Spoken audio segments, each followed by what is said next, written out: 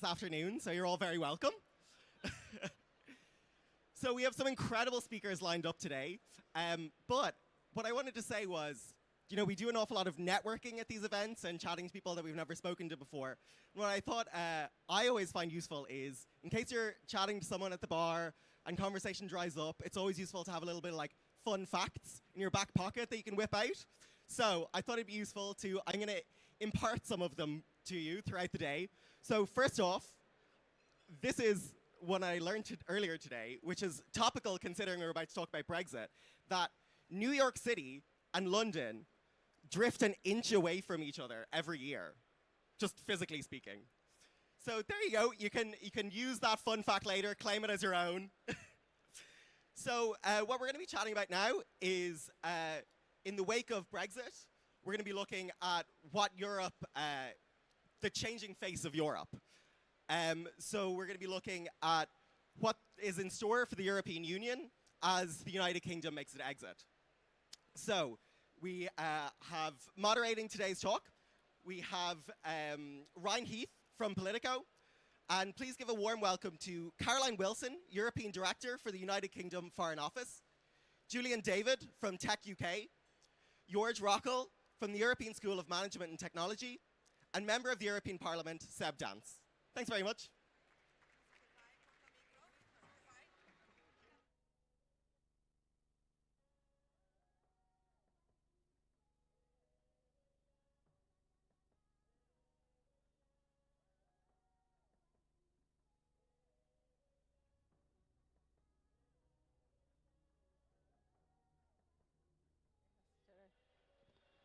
Nice. Well, everyone, thank you for joining us. We are going to do something that you never thought imaginable, which is have an enjoyable discussion about Brexit. And the subject of the session alleges that we might even find some winners out of the process, which is not what you would always imagine given the debates that we've been having over the past year.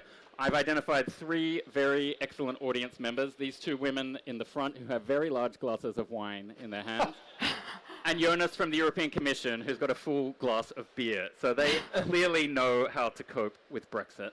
And we're going to hear from these great panelists about how they've been coping with Brexit as well. Carolyn, maybe I could start with you. Sorry to interrupt. I thought you were inviting, excuse me, sorry, it's very loud. I thought you were inviting me to have a drink, but you've only given me water, so. I couldn't possibly comment. Your life must have changed a lot, your work also, over the past year. What is it like, literally at the coalface of Brexit, representing global Britain and trying to make this situation work? Okay, well, my life has changed quite a lot, because I came back from 4 years in Moscow and 4 years in Hong Kong as the British Consul General to deal with Brexit and to be responsible for Europe in the Foreign Office. It's been an incredibly exciting year. It continues to be exciting. I'm confident that the next few months will also be exciting. And it's something unprecedented. It's something extraordinary, historically unprecedented. We bring a lot of experience to bear in terms of what we do, but I have to say we're also learning as we go along, because this is uncharted territory, not just for us, but for our European 27 colleagues as well. So it's an extraordinary process, and it's a process where obviously we hope we can move on very rapidly to talk about the future, because this has to be about the future as well as about the past. And actually, as soon as you can start talking about the future, it's going to be much easier to sort out those issues still lingering from the past as well. Thank you. Now, Julian, if we think at the political level, we see and hear about stalled Brexit negotiations. We get the sense of a somewhat unstable or government that's in turmoil, and we even wonder, are there impact assessments about what is going to happen to Britain after 2019? But if you're a tech company, are you thinking that this is a major factor in your forward planning and what you want to achieve? Is it a minor factor? Is it a non-factor when you consider it against all the other challenges that a startup or a mature company has working in the UK at the moment? Well, it is a major challenge. There's no two ways about it. I like your phrase, exciting, Caroline. It's we certainly see it as interesting, and the Chinese have an expression for that, don't they? Where the challenge comes for tech companies is, first of all, the size of our business with Europe, which is really, really large. But nearly half of what tech companies in the UK do goes into Europe. And it's very driven by data and by services, which are really difficult and tricky things to negotiate. So that's the first thing. How do you replace half your business? We do more business with Europe than we do with the US, which is probably the next biggest market for tech companies. The second thing is this whole business of skills, and we eat more people than we can find in the industry. There's about 160,000 vacancies in the UK because the tech industry's been so successful, and we've been getting those people from the rest of the world. Now, obviously, we want to get those people from within the UK, so we want to do new programs, particularly address the gender balance. That will be an easy fix, you'd think, to solve the problem. But those things take time, and in the meantime, it's a global business. So if you don't have the skills in the UK, then the business will go elsewhere. And we've used Europe to get that.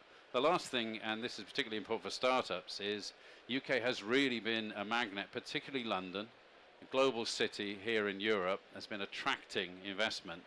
And it's been bringing businesses out of Europe and from around the world.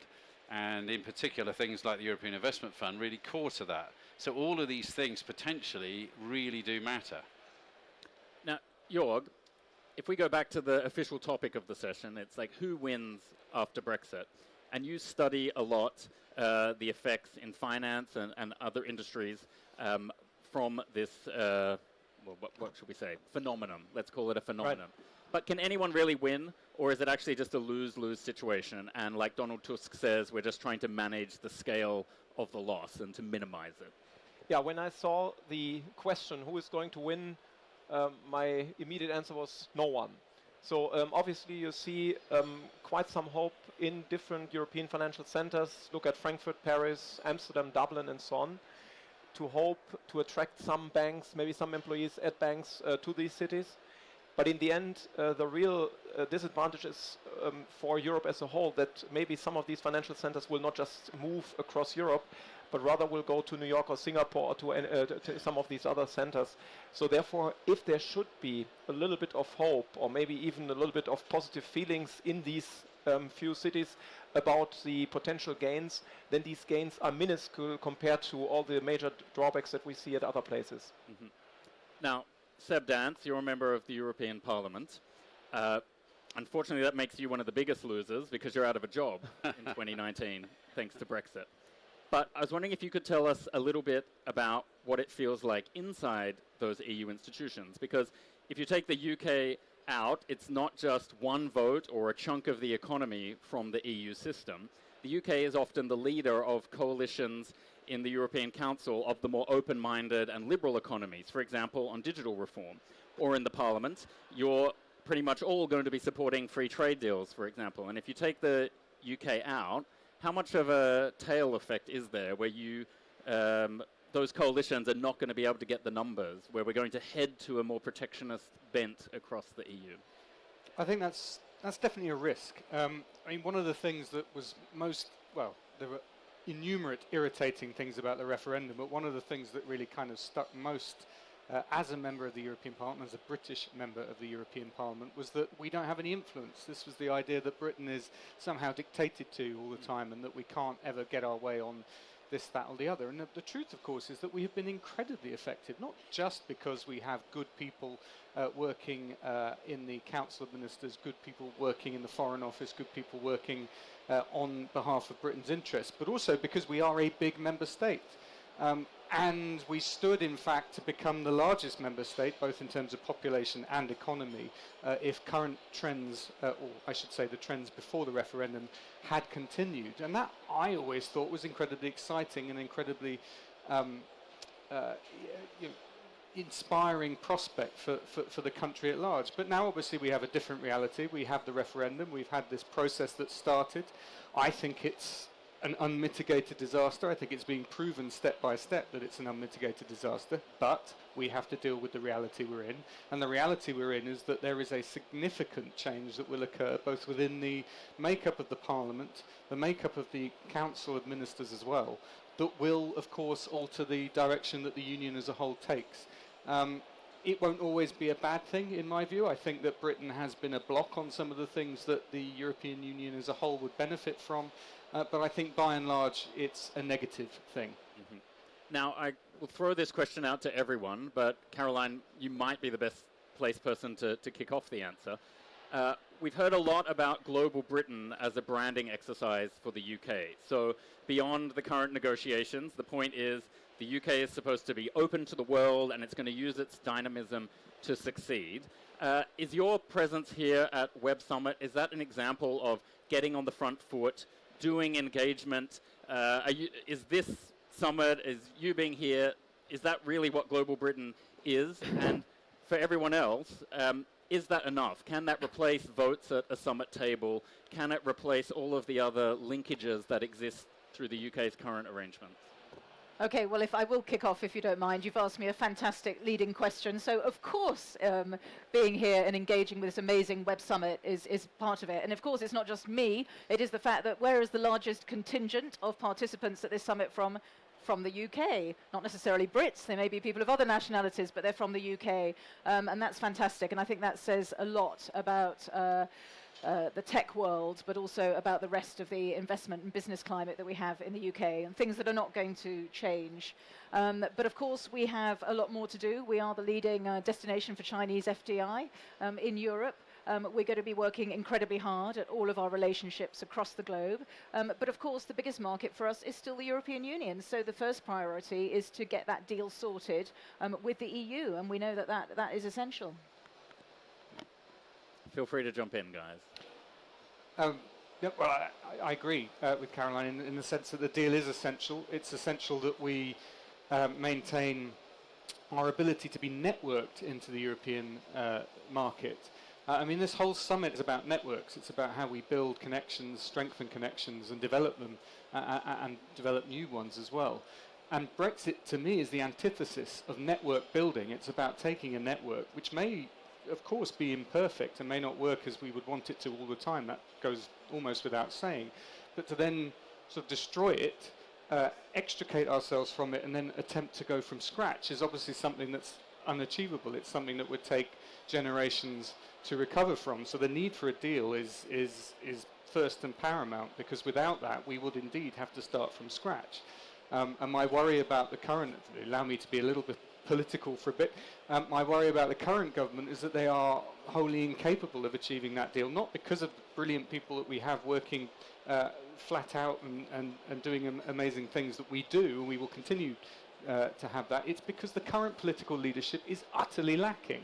They are, in my view, ideologically obsessed with delivering an undeliverable fantasy, and as long as they're in that mindset, that will jeopardize the chances of Britain getting a deal. And we're now 7 months in reality, 7 months left of negotiations to be had. And honestly, every day I worry more and more about the likelihood of it happening. Now, Julian wants to jump in, but I'm going to ask a follow-up, seeing as you went political, because Jeremy Corbyn hasn't been known as a especially solid friend of the EU.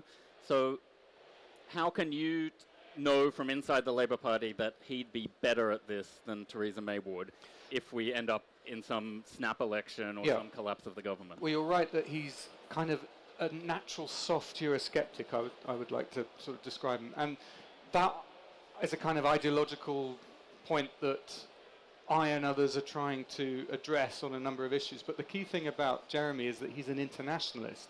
And that is, again, it's a philosophy that looks at our potential for linkages with the world. It looks at our potential to work and cooperate with others. Now, that as a standing point is obviously the ideal base for what the European Union is based on. Doesn't always work that way, but that's the kind of ideological base on which it was based on. I think the Labour Party's moved to a much, much better position. We've ruled out no deal.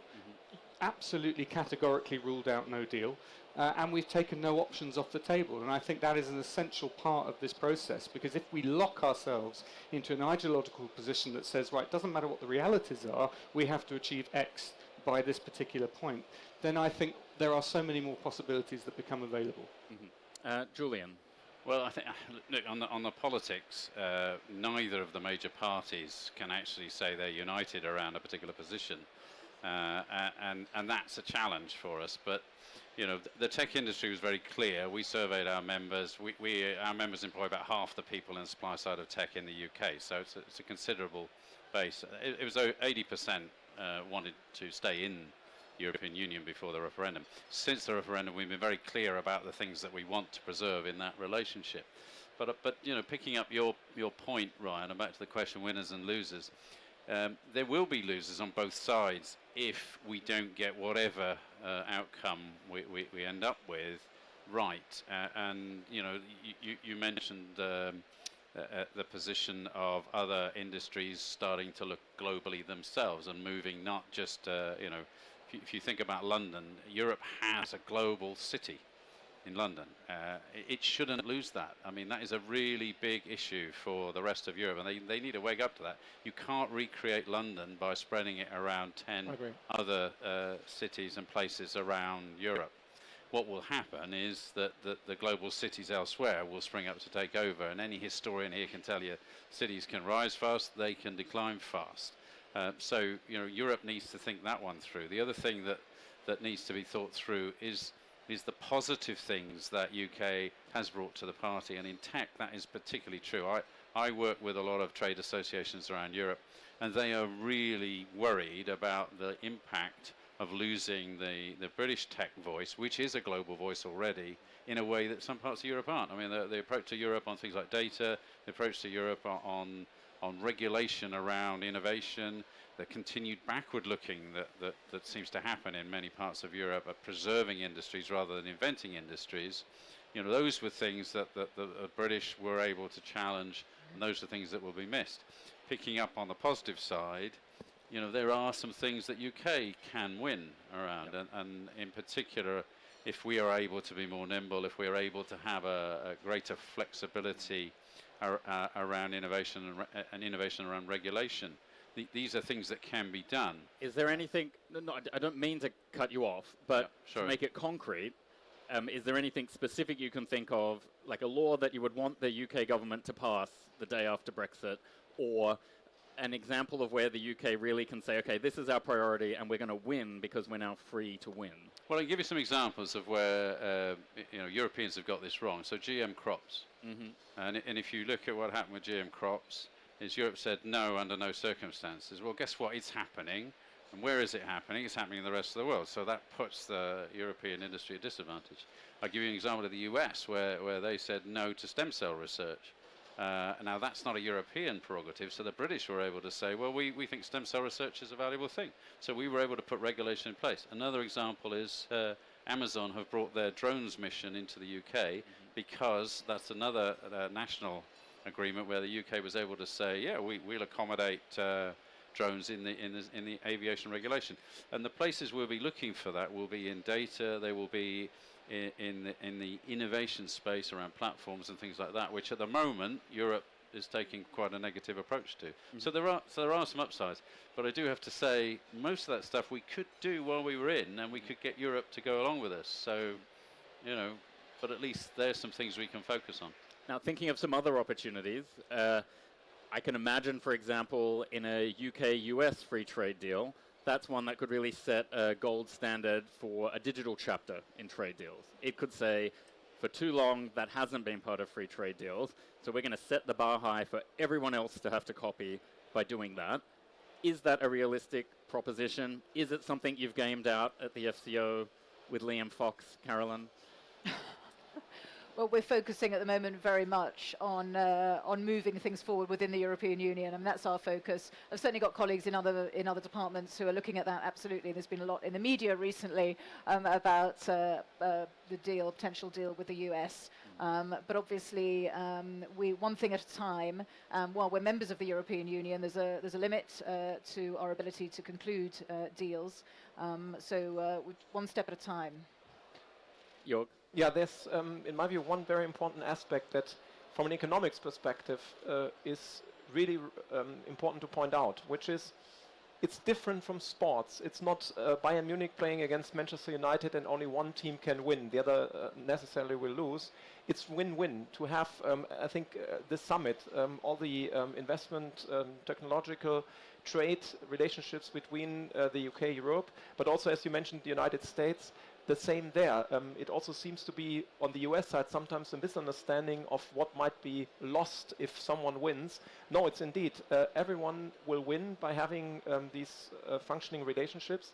And therefore, it's so important, not only from the British side, but also from the European side, to come up with a very important and functioning deal, because otherwise all these externalities will just disappear, and that's not worth it. Mm-hmm. I wonder then, let me put a theory to you. It's just occurred to me on the stage. One of the things I learned out of the work to reduce the effects of climate change was that what really caused the switch to flip was when you didn't rely on governments to come up with treaties, but when the private sector really got involved. When we turned up at that Paris conference 2 years ago, it was very clear, even if the government leaders failed, there was going to be a massive amount of work on the ground in the private sector to limit these emissions, regardless of what the political level could achieve or not. Is the difficulties at the political level around Brexit, does that point us to the same sort of conclusion, that we are forced into spaces like Web Summit to have better networks, to achieve better relationships, regardless of what exists in terms of a customs union or a trade deal and so on, and perhaps those are just scraps and we shouldn't settle for them? Thoughts, please. Well, I think it's very interesting because, tech will go on. And tech will go on in the UK, it will go on in the rest of the world. And there are some huge challenges and opportunities that tech's bringing, the whole automation space, the whole artificial intelligence space. And again, Europe, wake up. I've seen stats say over 80% of the investment in artificial intelligence is happening outside Europe. So, these are things which happen by a mixture of the kind of networking, the kind of encouragement of startups and innovation, but then by industries actually starting to look forward and people starting to look forward. And by combining the market, we don't have a digital single market. We talk about it, we don't have it in Europe. So those are big challenges and they will happen. Similarly, the whole business of skills and educating people, these are challenges, making people able to deal with the consequences of automation, etc. These are challenges that are huge and facing every country, irrespective of Brexit. Mm-hmm. So yes. Seb and Jorg, you both wanted to jump in. Do you want to go first? Okay, yeah, maybe. What I think is very important to also keep in mind is that also the balance of power will shift in Europe. So when you think about what, say, politics can do, how much, say, markets can do, then certainly the UK played a very important role in keeping the role of markets at a very central stage. Now, with Britain leaving, it is very likely that now the role of states will become more important, and that certainly will change things, how things are addressed on the European level, in my view, to the worse, given that many of the private initiatives may not be able to unfold in the same way as before. Yeah, as a politician, it's very tempting to say, look, we set the policy agenda, and that therefore means that we're ahead of the game and we understand what's going on in every sector, and actually if everyone just kind of followed the rules, it would be fine. But of course, that's not how it works. And that there will be initiatives, there will be discussions taking place in this very hall that will cover the policy agenda that people who will be in my shoes in a different position as members of the European Parliament will be discussing 5 or even 10 years hence. And that's kind of the irritation, if you like, that we have as politicians, that we're always, usually certainly on the back foot. And Julian's right when he says, in Europe there is a tendency to sort of lag behind, but I think that's probably more a function of politics in general rather than the structures and the way in which the European Union is made up. And of course, the reality, certainly when it comes to the digital single market, is that it will happen. It's painfully slow. My goodness me! And it's sometimes you think, why can't we just kind of fast forward this process? It is painfully slow, but it will happen. And Britain should be part of it. But instead, Britain will now spend however long, it takes to negotiate access back into something that it could have been a part of from the start. Mm-hmm. Well, one thing that I suspect we sometimes do as well is focus too much on the EU as a set of institutions. But there are other international institutions that Britain has had a leading role in or continues to have. And the one that jumps out to me now is NATO. And the reason for that is that I think we often overlook the role of US defense investment in research and through defense contractors, and the support that has given to the American technological base. I mean, you wouldn't have Silicon Valley if you hadn't had the massive growth of the US defense industries after World War II, for example. And I wonder if the pressure that comes from Trump onto NATO, if the fact that the EU and NATO are forcing themselves to cooperate more in defense, to use EU research money now to invest in that, is actually that one of the ways that we could have a really positive impact on tech in Europe, is to use the lever of defense, to use institutions like NATO to actually support European tech in that way and not obsess too much about the rules of a digital single market. I'm going to put you on the spot, Carolyn.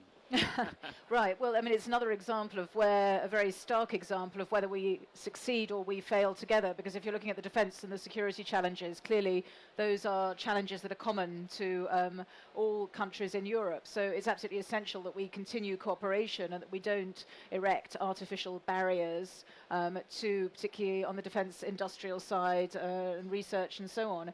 I mean, obviously, the government has to follow through the results of the referendum. Equally, there are some really important gains from being member of the European Union, and it's, as the government has said, it's the intention to establish the closest possible partnership, not to lose these gains. And I can say from my engagement with colleagues around Europe, I can assure you that there's a lot of desire to continue linking in on research, science, and particularly on the defence and security side, because if you start balkanizing it, it's not going to be a question of who takes the crown. It's going to be either a shattered crown, or it's going to be a crown with some of the gems taken out, and that is then not going to be a crown. So we have to do this together, and obviously some very important initiatives happening at the moment in the European Union, the Permanent Structured Cooperation, European Defence Fund, and we as the UK, we've got a huge amount to contribute. People know that.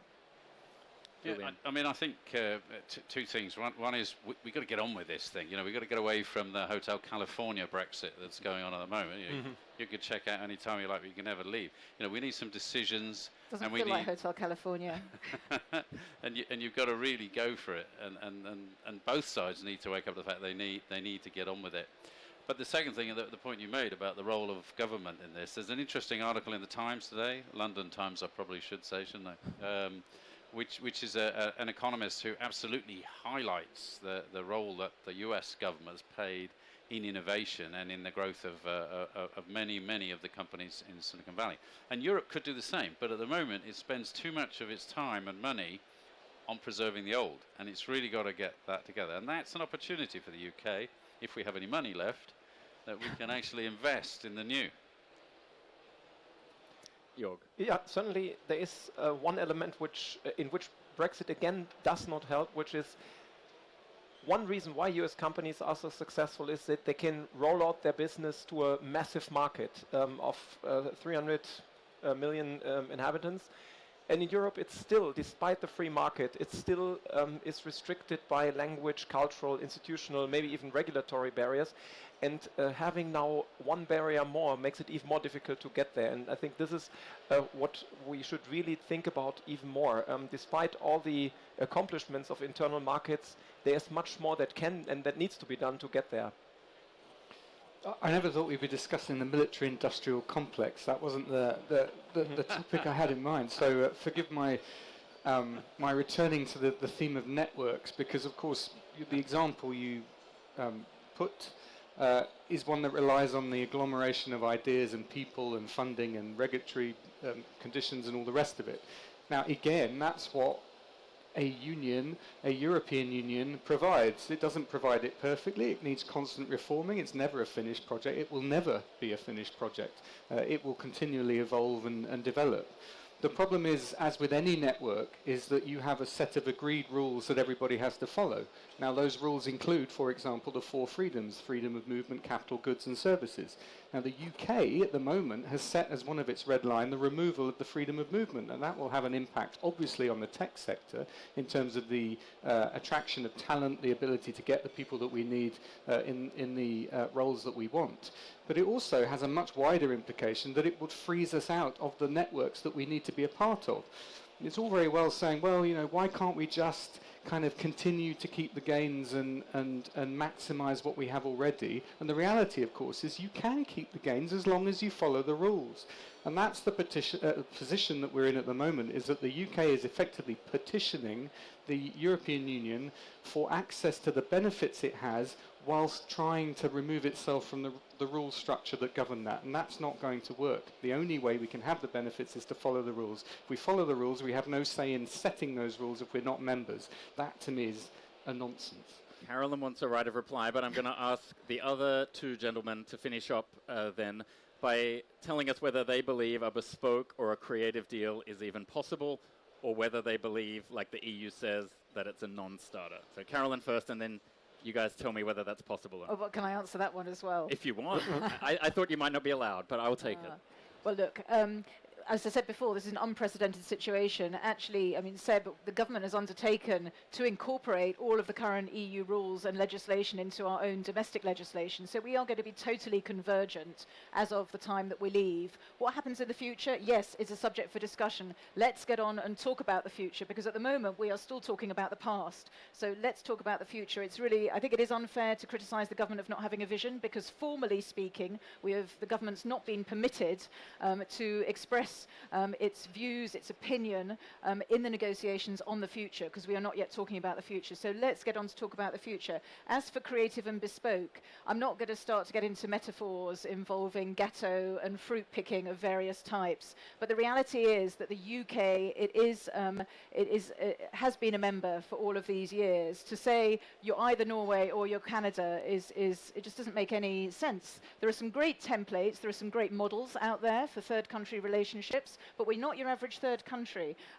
We are different, and as I say, we're convergent. So there has to be some recognition of that fact. And this is not about theology or dogma, it's about being very pragmatic.